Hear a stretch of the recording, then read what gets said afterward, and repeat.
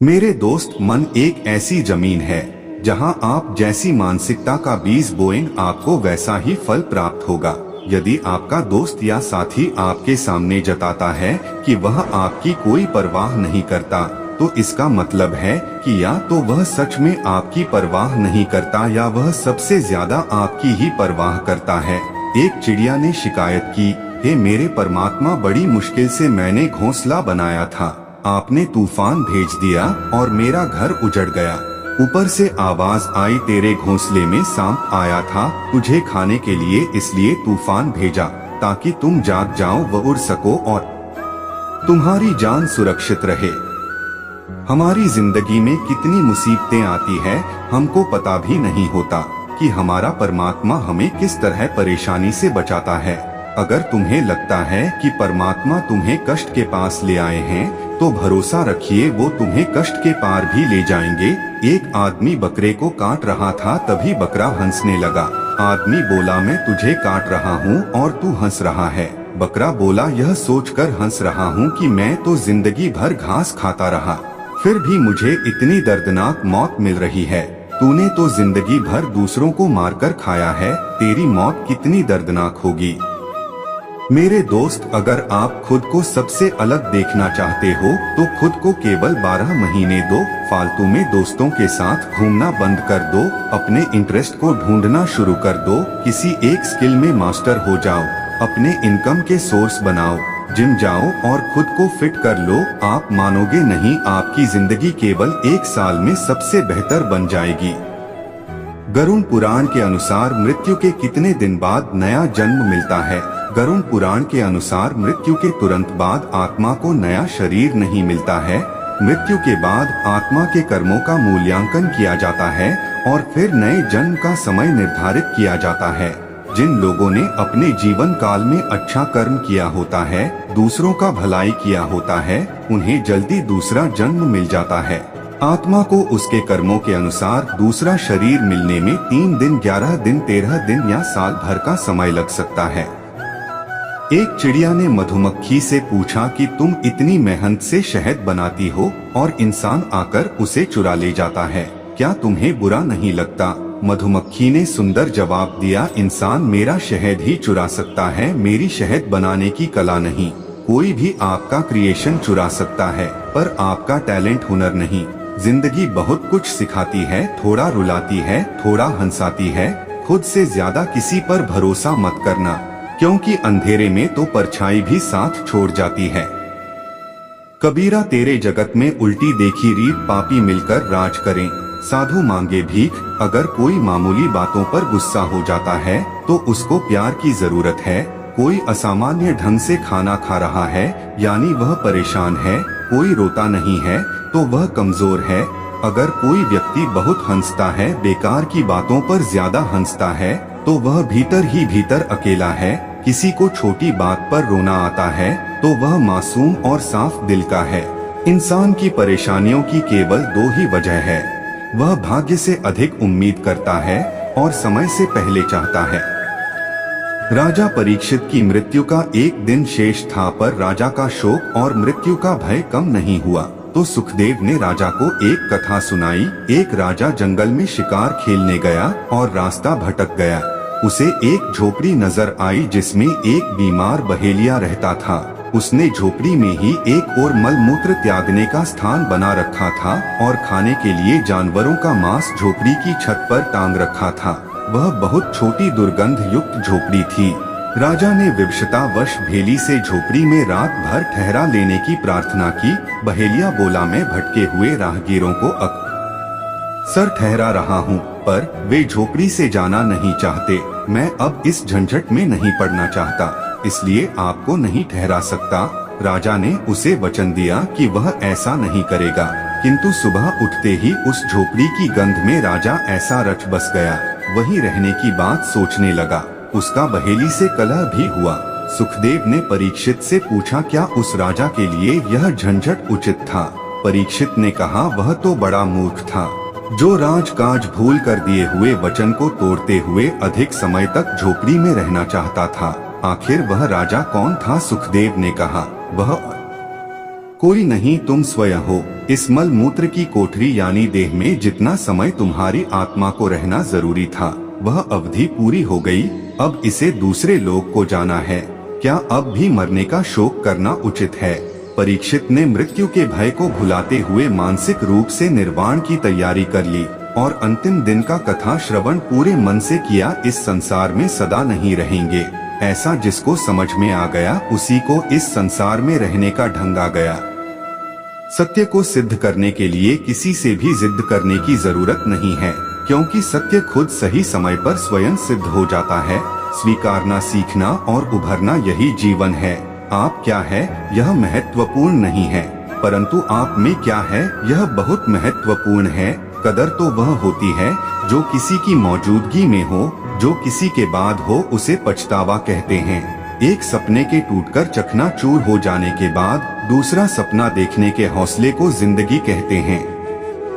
मेरे दोस्त, कुछ बातों का जवाब सिर्फ खामोशी होती है, और खामोशी एक बहुत ही खूबसूरत जवाब है। उस इंसान को कोई नहीं बदल सकता जिस इंसान को खुद की गलती नजर नहीं आती। दिल बड़ा हो तो दोस्त बनते हैं और अक्ल बड़ी हो तो दुश्मन। कुछ तकलीफें हमारा इम्तिहान लेने नहीं बल्कि हमारे साथ झूठे लोगों की पहचान करवाने आती है। कर्म के पास ना कागज है ना किताब है, लेकिन फिर भी सारे जगत का हिसाब है।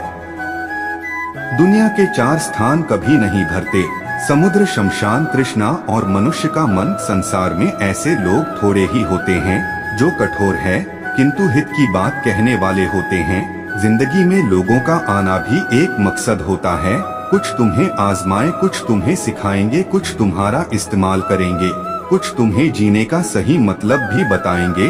मंजिल पर कैसे पहुंचते हैं यह उससे सीखो जो एक एक तिनका उठाती है और लगातार कठिन मेहनत से एक खूबसूरत घोंसले का निर्माण करती है। ठोकर लगने का मतलब यह नहीं कि आप चलना छोड़ दें, बल्कि ठोकर लगने का मतलब यह होता है कि आप संभल जाएं। अपनी जिंदगी में हमेशा ऐसे लोगों को पसंद करो जिनका दिल चेहरे से ज्यादा खूबसूरत हो। कल तेरी रफ्तार की मिसालें थी जिंदगी, आज तेरी खामोशी के चर्चे हैं। अस्तित्व का आनंद लीजिए, दुख तो हमारी अपनी खोज है। जब काटने वाले भी चाटने लग जाएं तो समझ जाना कि वक्त तुम्हारा है। अपनों ने ही सिखाया है कोई अपना नहीं होता। जो अपना ना हुआ उस पर कभी हक ना जताना, और जो समझ ना सके उसे कभी दुख ना बताना। जिद, गुस्सा, गलती, लालच और अपमान खर्राटों की तरह होते हैं जो दूसरा करे तो चुपते हैं, परंतु स्वयं करें तो एहसास तक नहीं होता। दोस्तों, जिंदगी अपने हिसाब से जीना चाहिए। दूसरों के कहने पर तो शेर भी सर्कस में नाचते हैं। जिंदगी को गमले के पौधे की तरह मत बनाओ जो थोड़ी सी धूप लगने पर मुरझा जाए। जिंदगी को जंगल के उस पेड़ की तरह बनाओ जो हर परिस्थिति में मस्ती से झूमता रहे। बिना दुख के सुख की कोई अहमियत नहीं होती, इसलिए दुख से कभी घबराओ मत। जीवन में धोखा खाना भी बहुत जरूरी है, क्योंकि चलना माँ बाप सिखा देते हैं, लेकिन संभलना खुद ही सीखना पड़ता है। जिंदगी बहुत छोटी है, इसलिए किसी इंसान का पीछा करने से कई गुना बेहतर है अपने सपनों को पूरा करना। लम्हों की खुली किताब है जिंदगी, ख्यालों और सांसों का हिसाब है जिंदगी। कुछ जरूरतें पूरी, कुछ ख्वाहिशें अधूरी, इन्हीं सवालों का जवाब है जिंदगी। मुश्किलों को कुछ इस तरह से टक्कर दो कि जीतो तो भी इतिहास और हारो तो भी इतिहास।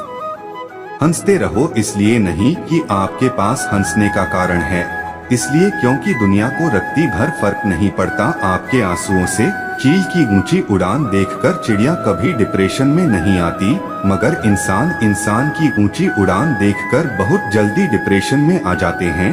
वह लोग जो हर किसी की कमियों को उजागर किए फिरते हैं, वे उसी तरह नष्ट हो जाते हैं जिस तरह कोई सांप चींटियों के टीले में जाकर मर जाता है। लंबा धागा और लंबी जुबान केवल समस्याएं ही पैदा करती हैं, इसलिए धागे को लपेटकर और जुबान को समेटकर ही रखना चाहिए। सैकड़ों अक्लमंद मिलते हैं, लोग चंद मिलते हैं। जब मुसीबत आती है तो भगवान के सिवाय सारे दरवाजे बंद मिलते हैं। किसी में इतनी कमियां भी मत निकालिए कि वह आपको अपनी जिंदगी से ही निकाल दे। एक दिन जीकर तो देखो जिंदगी किसान की, कैसे वह मिट्टी से सजा देता है थालियां हिंदुस्तान की। बहुत सी गलतियां हुई जिंदगी में, लेकिन जो गलतियां लोगों को पहचानने में हुई उसका दुख सबसे ज्यादा होता है। मदद करने के लिए केवल धन की जरूरत नहीं होती, उसके लिए एक अच्छे मन की जरूरत होती है।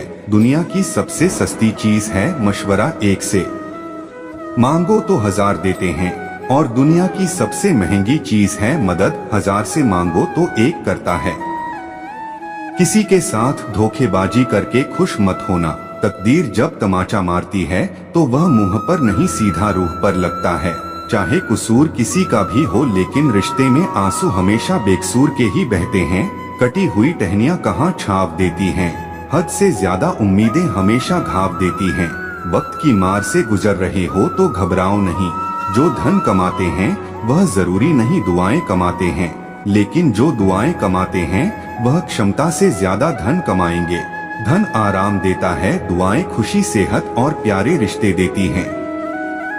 जीवन में कभी आगे होने का घमंड और आखिरी होने का गम ना करें, पता नहीं कब जिंदगी बोल दे पीछे मुड़। कदम कसम और कलम हमेशा सोच समझकर ही उठाना चाहिए। कुछ लोगों को ऊंचाई पर पहुंचने की इतनी जल्दी होती है कि वह छोटे लोगों के हाथ पकड़ने की बजाय बड़े लोगों के पांव पकड़ना पसंद करते हैं। जब जिंदगी हंसाए तब समझना कि अच्छे कर्मों का फल है, और जब जिंदगी रुलाए तब समझना कि अच्छे कर्म करने का समय आ गया है। मिलना है तो कदर करने वालों से मिलो, इस्तेमाल करने वाले तुम्हें खुद ही ढूंढ लेंगे। बहुत से रिश्ते इसलिए खत्म हो जाते हैं क्योंकि एक सही बोल नहीं पाता, दूसरा सही समझ नहीं पाता। चक्रव्यूह रचने वाले सारे अपने ही होते हैं। कल भी यही सच था और आज भी यही सच है। वक्त निकल जाने के बाद कदर की जाए तो कदर नहीं अफसोस कहलाता है। सभी को सुख देने की क्षमता भले ही आपके हाथ में ना हो, किंतु किसी को दुख ना पहुँचे यह तो आपके हाथ में ही है। समय बलवान होता है जो व्यक्ति को कभी मगरूर तो कभी मजबूर बना देता है। मित्र, यदि तुम्हारा समय बलवान है तो अहंकार से बचो, यदि समय खराब है तो बुरी संगति से बचो। जो व्यक्ति हर वक्त दुख का रोना रोता है उसके द्वार पर खड़ा सुख भी बाहर से लौट जाता है। आप वही बने रहे जो आप हैं और वही कहे जैसा आप महसूस करते हैं, क्योंकि जिन्हें बुरा लगता है उनकी कोई अहमियत नहीं, और जिनकी अहमियत है वे बुरा नहीं मानते। बात उसी से करो जो तुमसे बात करना चाहे। यूं किसी के पीछे पड़कर खुद को जलील करवाना अच्छी बात नहीं। दोस्तों, भरोसा खुद पर रखो तो ताकत बन जाती है, और दूसरों पर रखो तो कमजोरी बन जाती है। आप कब सही थे इसे कोई याद नहीं रखता, लेकिन आप कब गलत थे इसे सब याद रखते हैं। तजुर्बे ने शेरों को खामोश रहना सिखाया है, क्योंकि दहाड़ कर शिकार नहीं किया जाता। कीचड़ और लीचड़ दोनों से बचने का प्रयास करें। एक तन खराब करता है और दूसरा मन। अगर कामयाब बनना है तो मंजिल पर नजर रखो।